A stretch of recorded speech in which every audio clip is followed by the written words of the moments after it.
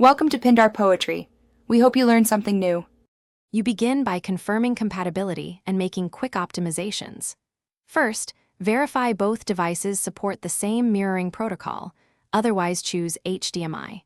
Once done, connect both to the same Wi-Fi network or plug a cable for stable bandwidth. Make sure to close background apps and switch to a 5 GHz band if available to increase throughput. You are starting the process with stability in mind, so the rest will allow resizing and quality adjustments without buffering or dropped frames. You now resize and fine-tune the mirrored output to make it bigger and clearer. On the host and receiver, open display settings to set a higher resolution or change scaling.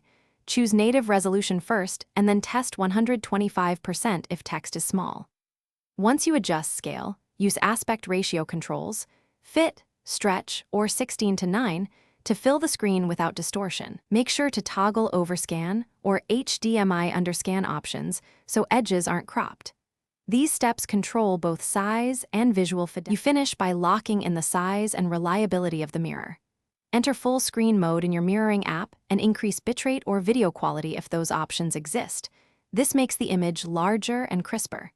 Make sure to lock orientation and prevent sleep so the session stays active.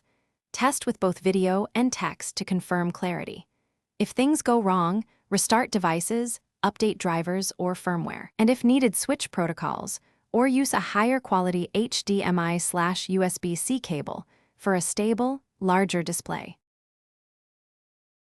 Thanks for watching. Consider subscribing if we helped you.